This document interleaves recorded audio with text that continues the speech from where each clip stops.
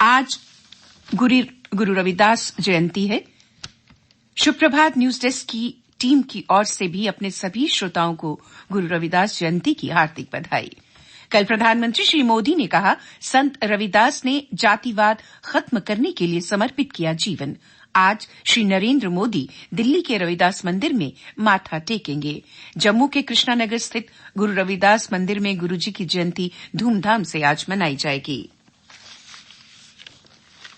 आज के हिंदी समाचार पत्रों का प्रमुख समाचार अलग अलग है। यद्यपि अंग्रेजी के दोनों प्रमुख स्थानीय समाचार पत्रों का पहला बड़ा समाचार एक ही है, जो दूसरे समाचार पत्रों के अन्य पृष्ठों में है।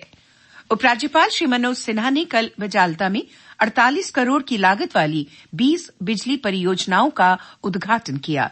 इस अवसर पर उनके संबोधन से अंश ही समाचार पत्रों के शीर्षक बने हैं, जो इस प्रकार हैं।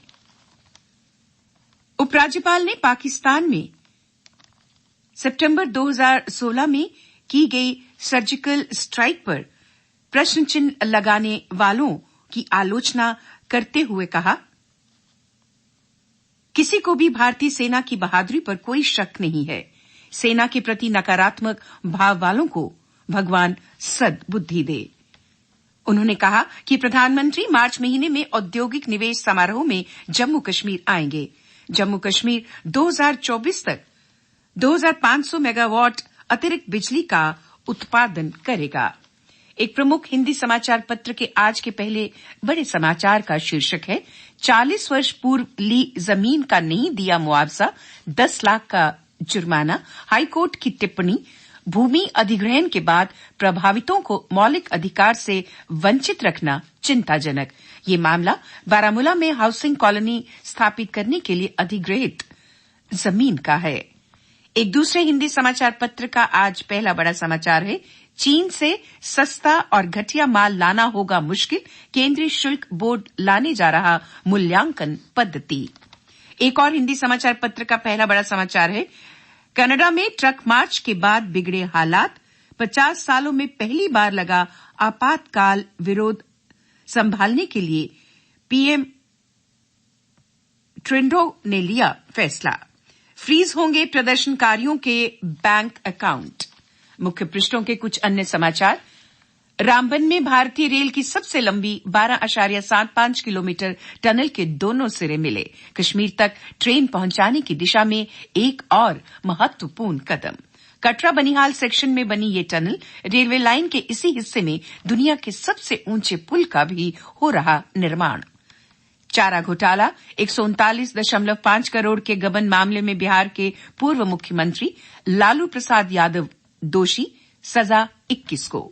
लाल किले पर धार्मिक ध्वज फहराने वाले पंजाबी गायक दीप सिद्धू की सड़क हादसे में मौत, मंगेतर घायल। जम्मू कश्मीर में कल कोरोना के 314 नए मामले, जिनमें 188 जम्मू संभाग से तथा 67 अकेले जम्मू जिले से।